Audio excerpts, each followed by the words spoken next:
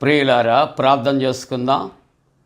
సిలువదారి అయిన యేసయ్య, పాప విమోచకుడా, పరలోకపు తండ్రి, మండలకాల ధ్యాన కూడికలో ఆరాధనలో పాల్గొని ఆరాధిస్తున్నటువంటి విశ్వాసులు అందరినీ పేరు పేరు చెప్పున దీవించి, ఆరాధన అంతయు కూడా క్రమముగా మర్యాదగా ఆశీర్వాదకరంగా జరిగించమని యేసు ప్రభు వారి పరిశుద్ధ నామమున వేడుకొనుచున్నాము తండ్రి. ఆమేన్. ప్రియ దేవుని బిడలారా, ఆంధ్ర క్రైస్తవ కీర్తనల పుస్తకం నుండి 203వ కీర్తన, ఎందుబోయేదవో హా ప్రభురాయ ఎందుబోయేదవో. ఈ కీర్తన ద్వారా ఆరాధన కార్యక్రమంలో ప్రవేశిద్దాం. ఎందుబోయేదవో హా ప్రభురాయ ఎందుబోయేదవో ఎందుబోయేదవయ్యా ఈ దుర్మానవ శ్రేణి బొందాదగిన బరంబు భూని రక్షక నీవు ఎందుబోయేదవో హా ప్రభురాయ ఎందుబోయేదవో. వడగాలిలోను నీనేమోను వాడి కందగను నోడాల చెమటయు నీరు నొడిసి వరదరి పార నడుగులు తడబడనయ్యా ఇప్పుడు నీవు ఎందుబోయేదవో హా ప్రభురాయ ఎందుబోయేదవో.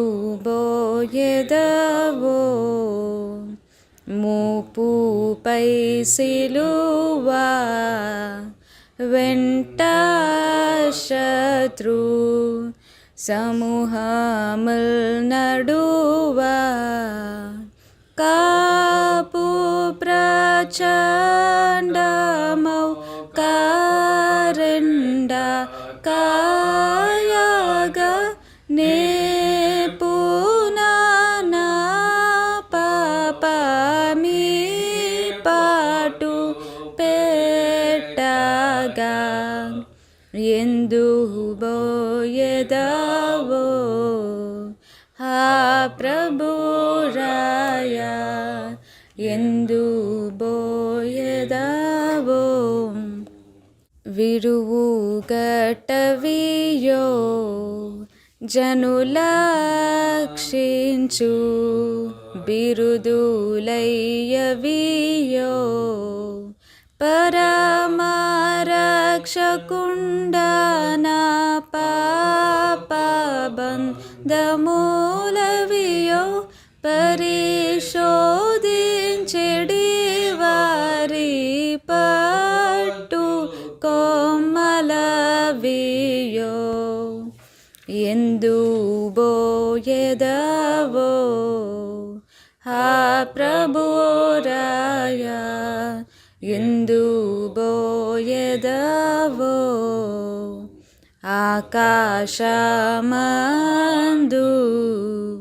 దూతలు కొల్వా నతి తేజముందు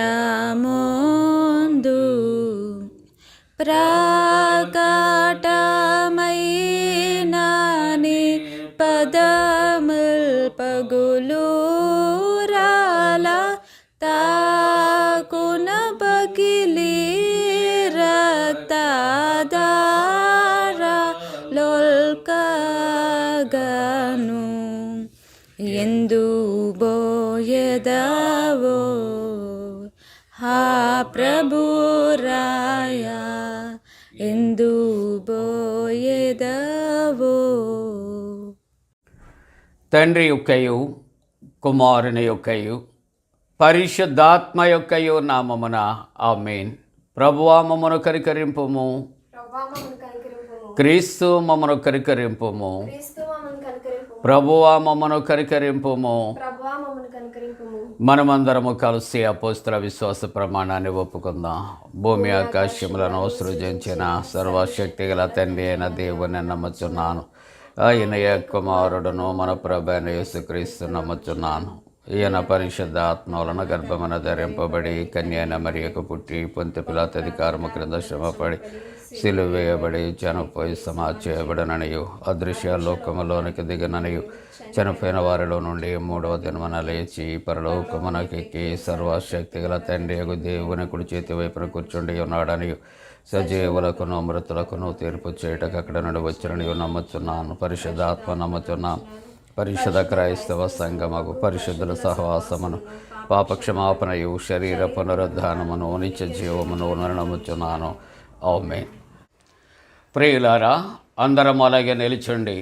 పరిశుద్ధ గ్రంథాలు తెరచి 11వ సంకీర్తన ఉత్తర ప్రత్యుత్తర రీతిగా చదువుకుందాం. 11వ సంకీర్తన మొదటి వచ్చిన ప్రారంభం. యెహోవా శరణుజొచ్చియున్నాను, పక్షి వలె నీ కొండకు పారిపోము అని మీరు నాతో చెప్పుటే ఎలా? దుష్టులు విల్లెక్కి పెట్టి ఉన్నారు, చీకటిలో యథార్థ హృదయాల మీద వేయుటకై తమ బాణములు వారి అందు సంధించి ఉన్నారు. పునాదులు పాడైపోగా నీతిమంతులేమి చేయగలరు? యెహోవా తన పరిశుద్ధాలయంలో ఉన్నాడు. యెహోవా సింహాసనము ఆకాశమందున్నది. ఆయన నరులను కన్నులారా చూచుచున్నాడు. తన కనుదృష్టి చేత ఆయన వారిని పరిశీలించుచున్నాడు. యెహోవా నీతిమంతులను పరిశీలించును, దుష్టులను బలాత్కారాసక్తులను ఆయనకు అసహ్యులు. దుష్టుల మీద ఆయన ఉరులు కురిపించును, అగ్నిగంధకములను వడగాలియు వారికి పానీయ భాగమగును. 7వ చరణం కలిసి చదువుకుందాం. యెహోవా నీతిమంతుడు, ఆయన నీతిని ప్రేమించువాడు. యథార్థవంతులు ఆయన ముఖ దర్శనము చేసేదారు. తండ్రికిని కుమారునికిని పరిశుద్ధాత్మకును ఆది యందు ఇప్పుడు ఎల్లప్పుడూ యుగ యుగములందుండునట్లు మహిమ కలుగునుగాక. ఆమేన్. ప్రియులారా, మండల కాలములో 31వ దినము కొరకు ఏర్పాటు చేయబడిన పరిశుద్ధ లేఖనాన్ని చదువుకుందాం. అందరూ పరిశుద్ధ గ్రంథాలు తెరవండి. మత్తయి సువార్త 27వ అధ్యాయము 11వ వచనం నుండి 25వ వచనం వరకు. దయచేసి మరొక మాట మీకు జ్ఞాపకం చేస్తున్నాను. ఈవేళ మనకిచ్చినటువంటి పాఠ్యాంశము మత్తయి సువార్త 27వ అధ్యాయం 11వ వచనం నుంచి 25వ వచనం అయితే దయచేసి గమనించండి. మత్తయి సువార్త 27వ అధ్యాయము 16వ వచనం నుంచి 20వ వచనం వరకు మాత్రమే మనం కలిసి చదువుకుందాం. దయచేసి గమనించండి. 16వ వచన ప్రారంభం కలిసి చదువుకుందాం. ఆ కాలం మందు బరబ్బా అను ప్రసిద్ధుడైన ఒక ఖైదీ చెరసాలలో ఉండారు. కాబట్టి జనులు కూడి వచ్చినప్పుడు పిలాతు, నేను ఎవరిని విడుదల చేయవలనని మీరు కోరుచున్నారు, బరబ్బానా లేక క్రీస్తు అనబడిన యేసునా అని వారిని అడిగాను. ఏలియనగా వారు అసూయ చేత ఆయనను అప్పగించిరని అతడు ఎరిగి ఉండెను. అతడు న్యాయపీఠము మీద కూర్చుండి ఉన్నప్పుడు అతని భార్య, నీవు అతని జోలికి పోవద్దు, ఈ ప్రొద్దున ఆయనను గూర్చి నేను కలలో మిక్కిలి బాధపడితిని అని ఆయన యొద్దకు వర్తమానము పంపాను. ప్రార్థన చేసుకుందాం. పరిశుద్ధుడా, నీకు వందనాలు. ఈ లెంటు కాల ధ్యాన వాక్యాన్ని చదివిన బిడ్డలందరినీ దీవించండి ప్రభువా. ఇదిగో తండ్రి, నీ సన్నిధిలో మేము కలిసి నాయన ప్రార్థన చేయుచున్న నీ సేవకుని మరుగుపరచి మాతో మీరు మాట్లాడండి. యేసు ప్రభు వారి పరిశుద్ధ నామమున వేడుకొనుచున్నాము తండ్రి. ఆమేన్. ప్రియమైన దేవుని యొక్క విశ్వాసులారా, లెంటులో 31వ ఆరాధనలో పాల్గొనే భాగ్యం మనకు దేవుడిచ్చాడు కదా. అందును బట్టి దేవునికి మీ కుడి చేతిని చూపెట్టి దేవునికి స్తుతులు చెల్లిందామా? మంచిదండి. దేవుడు మీ కుటుంబాలు బహుగా దీవించుగాక. ఈవేళ అంశాన్ని ఒకసారి జ్ఞాపకం చేసుకుంటే మీరందరూ కూడా అంశాన్ని చెబుతారా? అసూయ. అసూయ అనే మాటకు ఇంగ్లీష్లో జలస్సీ అనే ఒక మాట ఇవ్వబడింది. అసూయ, జలస్సీ, లేక జలస్ అనే మాట వాడబడింది. ప్రియులారా, మానవుని యొక్క జీవితంలో ఈ అసూయ అనేది ఎవరైతే కలిగి ఉంటామో ఆ వ్యక్తిని, ఆ మానవుని, ఆ కుటుంబాన్ని ఎదగనివ్వదు. అనుక్షణము కూడా అసూయ కలిగినటువంటి వారు ఈ అసూయ అనే అగ్ని చేత కాల్చబడుతూ ఉంటారు. ప్రియులారా, కాబట్టి జీవితంలో ఈ అసూయ అనేది చాలా ప్రమాదకరమైనటువంటిది. మొన్న ఒక సందర్భంలో చెప్పిన మాట ఈవేళ సబ్జెక్టు డైరెక్ట్గా అసూయ అనే అంశము కాబట్టి ఈ మాట నేను చెప్పటం చాలా ఇది ప్రాముఖ్యమైనది.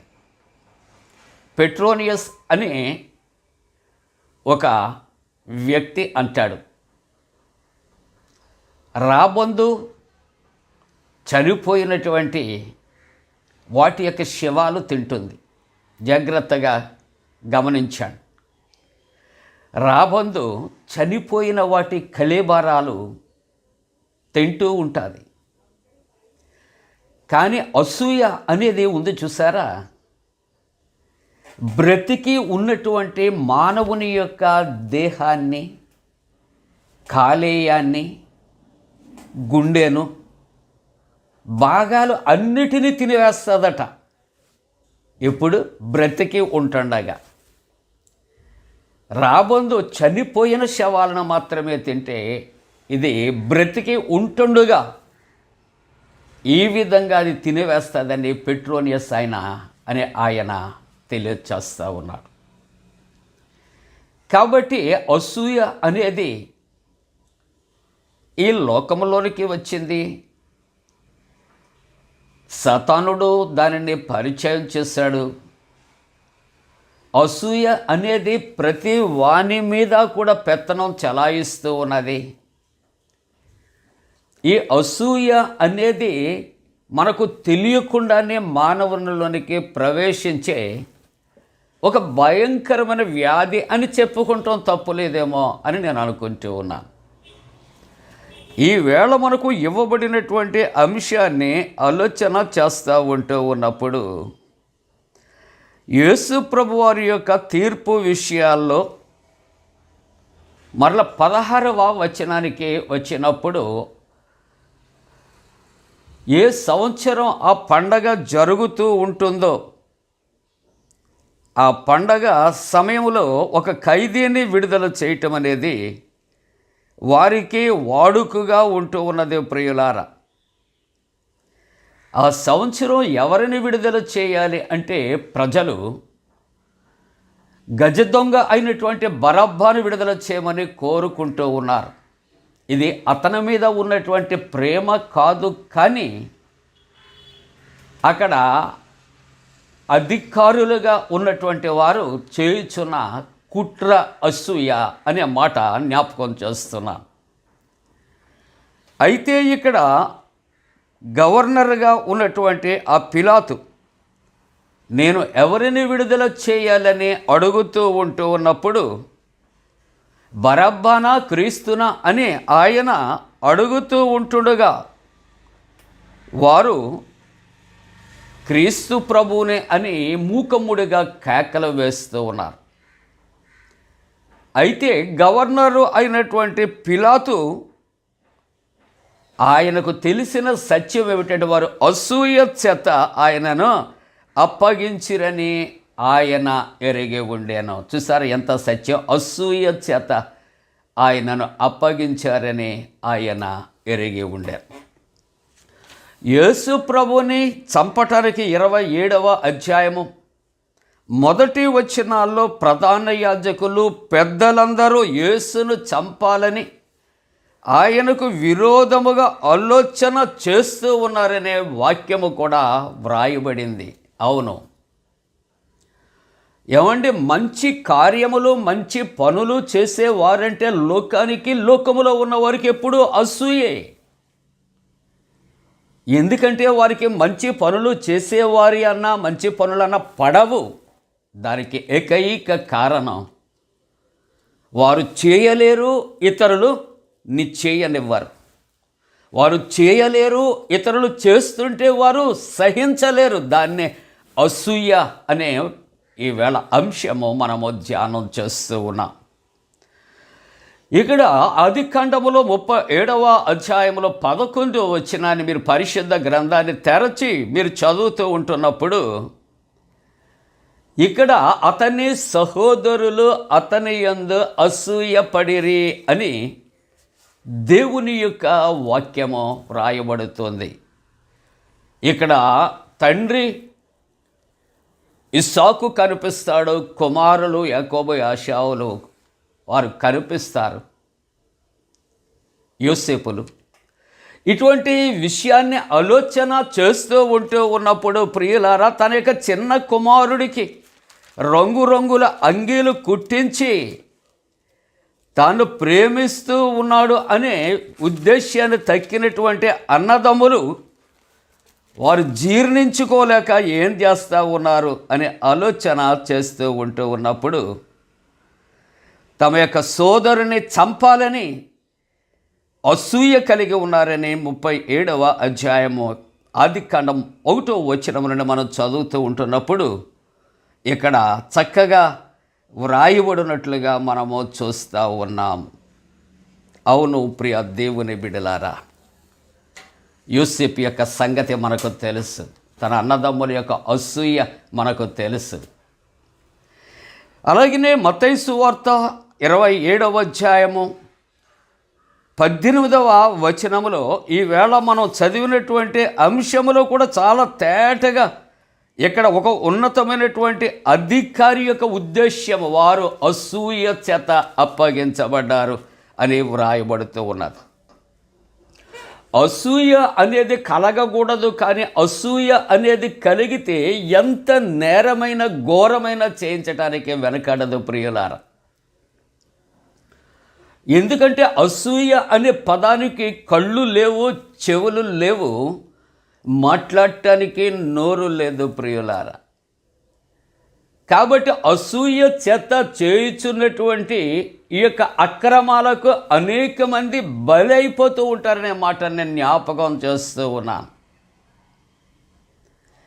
ఇక్కడ దేవుని యొక్క వాక్యము కొరింథీయులకు రాసిన మొదటి పత్రిక 3వ అధ్యాయము 3వ వచనములో, మీలో అసూయయు కలహములు ఉండగా మీరు శరీర సంబంధమైన మనుష్య రీతిగా నడుచుకునేవారు కారా? ఒక ప్రశ్న. మానవునిలో ఏమున్నదటండి? అసూయ కలహాలు ఉండగా మీరు శరీర సంబంధులై మనుష్య రీతిగా నడుచుకునేవారు కారా? అంటే మనుష్య రీతిగా ఎవరైతే జీవిస్తూ దేవునికి దూరస్తులుగా ఉన్నారో వారిలో ఏముంటుందటండి? దేవుని నుండి దూరపరిచేది, వేరుపరిచేది అసూయ ఉంటుంది అని ఇక్కడ ఒక మాట వ్రాయబడుతుంది. అందుకని గలతీయులకు రాసిన పత్రిక 5వ అధ్యాయము 26వ వచనములో చూస్తే, ఒకరిని ఒకరము వివాదమునకు రేపకయు ఒకరి వెంట ఒకరి కొరకు ఒకరు అసూయ పడకయు వృధాగా అతిశయపడకయు ఉందుము. చూసారా దేవుని యొక్క వాక్యము? ఒకరిని ఒకరము వివాదమునకు రేపకుండా, సమస్యలకు రేపకుండా, ఒకరి యందు ఒకరము అసూయ పడక. ఎలాగటండి? ఒకరంటే ఒకరి, చూసారా అసూయ. ఒకరికంటే ఒకరు ఎక్కువ చదవకూడదు, ఒకరికంటే ఒకరు మంచి ఉద్యోగం చేయకూడదు, ఒకరికంటే ఒకరికి మంచి జీతము ఉండకూడదు, ఒకరికంటే ఒకరు మంచి గృహము వారు కట్టుకోకూడదు, ఒకరికంటే ఒకరు మంచిగా ఉండకూడదు. ఇది లోకములో ఉన్నటువంటి పోకడ ప్రియులారా. కాబట్టి ఇక్కడట ఒకరి యందు ఒకరు అసూయ పడక వృధాగా అతిశయపడకుండా ఉండాలి అని దేవుని యొక్క వాక్యము హెచ్చరిక చేస్తూ ఉన్నది. అందుకే తీతుకు రాసిన పత్రిక 3వ అధ్యాయము 3వ వచనములో దైవవాక్యం అంటుంది, మనము అసూయ యందు కాలము గడుపుచున్నాము. అంటే కాలములు సెపరేట్గా మనకు ఇవ్వబడ్డాయి, నిర్ణయించబడ్డాయి. కానీ మానవుని జీవితంలో అసూయ అనేది ఒక కాలముగా తను నిర్ణయించుకొని ఆ కాలములో ప్రయాణము చేస్తూ ఉన్నాడు అని దైవవాక్యము రాయబడుతూ ఉన్నది. మనము అసూయ యందు కాలము గడుపుచూ ఉన్నాము. ఏమండి, ఇతరుల ఎడలు నీవు అసూయ కలిగి ఉన్నావేమో, కానీ నీ అసూయ నిన్ను క్షీణింపచేస్తుంది. నీ అసూయ నిన్ను పట్టుకుని నీ దేహానికి ఎముకలకు కుళ్ళు కలుగు చేస్తుంది. నీ ఆశీర్వాదాలు కోల్పోయేలాగా చేస్తూ ఉంటుంది. నీ అసూయను బట్టి నువ్వు నష్టపోతూ ఉంటావు. అవును ప్రియ దేవుని బిడ్డలారా, పేతురు రాసిన మొదటి పత్రిక 2వ అధ్యాయము 2వ వచనము, ప్రభువు దయాళుడని మనము రుచి చూచి ఉన్న ఎడల మనము మన ప్రభువు, మన రక్షకుడు, మన శిలువదారి దయాళుడు, నో డౌట్. అది నువ్వు నమ్మగలిగితే నువ్వేం చేయాలి? నీ యొక్క కొన్ని వచనాలు ఉన్నాయి. ఈవేళ అంశాన్ని మాత్రమే నేను జ్ఞాపకం చేస్తూ, ప్రభు దయాళుడని మనము రుచి చూచి ఉన్న ఎడల అసూయ మాని క్రొత్తగా జన్మించిన శిశువు వలె మనము ఉండాలి. ఏం మానేసేయాలట అండి? అసూయను విడిచిపెట్టాలి, అసూయను మానాలి. ఎందుకంటే నీ దేహానికి, నీ మనస్సుకు చెడును కలుగు చేస్తూ ఉంటుంది. దానివల్ల ప్రయోజనము లేదు ప్రియులారా. అందుకే యోబు గ్రంథంలో 5వ అధ్యాయంలో 2వ వచనంలో అంటాడు, బుద్ధి లేనివారు అసూయ చేత చచ్చెదారు. దేని చేతట అండి? మరణము అనేక రకాలుగా మానవునికి కలుగుతుంది, కానీ మరణానికి మరొక మార్గమట అసూయ. కాబట్టి ఈ అసూయ కలిగి ఉన్నవారు ఎవరు అంటుంది దైవవాక్యము? చెప్పండి, బుద్ధి లేనివారు. ఇప్పుడు బుద్ధి లేనివారు అసూయ కలిగి ఉన్నారు కనుక వారికి వచ్చే ప్రతిఫలం ఏంటో చెప్పండి.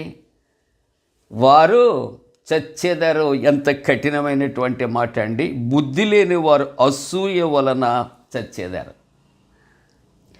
బ్రతికి ఉన్నాం అనుకుంటాం, తెల్లవారి లేచిన వెంటనే ఒకవేళ మనం బ్రష్ పేస్ట్ చేత్తో పట్టుకుంటామేమో, కానీ మంచం మీద ఉంటుంది. కానీ అసూయ గలవాడు ఏం చేస్తాడంటే, అసూయ అనే దానిని తన మనస్సులో పెట్టుకొని చేత్తో పట్టుకొని తను లేస్తాడు. కాబట్టి తిరిగి నిద్రలోకి వెళ్ళే వరకు కూడా ఈ అసూయ అసూయ అసూయ ఏం చేస్తుందో తెలుసా?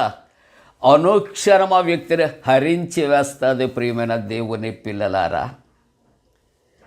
ఇక్కడ గలతీ పత్రిక 5వ అధ్యాయం 19వ వచనంలో సుమారు 15 శరీర కార్యాలు ఉన్నాయి. వీటిలో ఒక మాట అసూయ అనేది కూడా శరీర కార్యాల్లో ఒకటి అని ఈ గ్రంథంలో వ్రాయబడుతూ ఉన్నది ప్రియులారా. అందుకనే మెక్డొనాల్డ్ అనే ఆయన ఏమంటాడో తెలుసా? అసూయ మానసిక హత్య లాంటిది. అసూయ అనేది ఎటువంటిదటండి? మానసిక హత్య.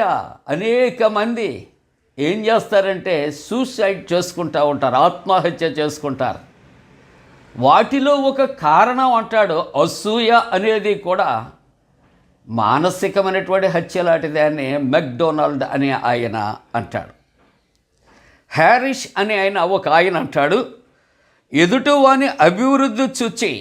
దేన్ని చూచి? వాడు ప్రొద్దుటే లేస్తాడు, కష్టపడతాడు, తిండి తింటాడో లేదో తెలియదు, తాను శ్రమ పడుతూ ఉంటాడు, అతడు సంపాదించుకుంటాడు, భార్య బిడ్డలను పోషించుకుంటాడు, తన అవసరతలకు ఏం కావాలో ఎరిగి వాటిని ఏర్పాటు చేసుకుంటాడు.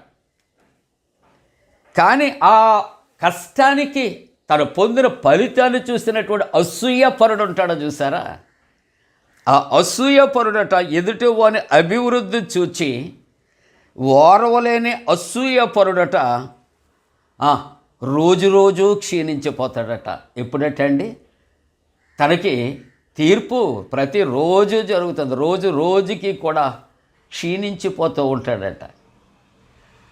ఎవరైనా మంచిగా తన ముందు ఉంటే, తన ముందు వెళుతూ ఉంటే, ఈ కన్నులు ఎదుటి వ్యక్తి యొక్క అభివృద్ధిని చూడటానికనేసి పత్తికాయల్లాగా చేసుకొని ఏమండి ఎదుటి వ్యక్తిని అభినందించటానికి కాదు, అతనిని కూడా క్షీణింప చేయటానికట అసూయ చేత చూస్తూ ఉంటాడు అని అంటాడు. ఇక్కడ మరొక వ్యక్తి ఆయన అంటాడు, అసూయకు సంచార స్వభావం ఉంటుంది. అసూయ అనేది మనం ఎక్కడ ఉంటామో అక్కడే ఉండదండి. ఈ అసూయ అనేది ప్రపంచం అంతా ట్రావెల్ చేస్తూ ఉంటుంది without having any ticket, without having any charges. కాబట్టి ఇది ప్రపంచమంతా కూడా తిరుగుతూ ఉంటుంది. ఆ అసూయ పరుడు ఎక్కడికి వెళితే అక్కడ తనతో ఉంటుంది. అసూయకు ముందు అసూయపరుడు ఉంటాడు. కాబట్టి అంటాడు అసూయకు సంచార స్వభావం ఉంది, అది ఊరంతా ప్రచారాలు చేస్తూ ఉంటుంది. ముగింపుగా అసూయ కొరకు ఒక చిన్న మాట జ్ఞాపకం చేస్తే, ఇద్దరు వ్యక్తులు తపస్సు చేస్తున్నారు భగవంతుని ప్రత్యక్షత కొరకు. భగవంతుడు ప్రత్యక్షమయ్యాడు. నేల మీద కూర్చోండి తపస్సు చేస్తున్నటువంటి ఆ యొక్క వ్యక్తి దగ్గరికి వెళ్ళి నీకేం కావాలంటే ఆయన కోరుకున్నాడు. అక్కడ నుండి పైకి చూస్తే చెట్టు కొమ్మ మీద మరొక భక్తుడు ఉన్నాడు. ఆ భక్తుడి దగ్గరికి వెళ్ళి భక్తానికి ఏం కావాలి అంటే ఆ క్రింద వ్యక్తి ఏం కోరుకున్నాడో దానికి డబుల్ నాకు కావాలి అని కోరుకున్నాడట. జాగ్రత్తగా అర్థం చేసుకోండి. క్రిందవాడు ఏం కోరుకున్నాడో తెలుసా?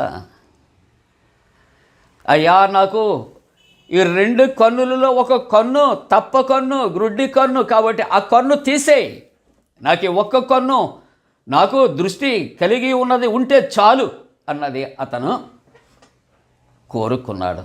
మరి పైనున్న వ్యక్తి ఏం కోరుకున్నాడు? క్రింద వ్యక్తి ఏది కోరుకుంటే దానికి 2 అంతలుగా నాకు ఏం చేయాలి చెప్పండి, మీరే తీర్పు ఇవ్వండి. నవ్వుకుంటున్నారు కదా, మీరు చెప్పేది కరెక్టే.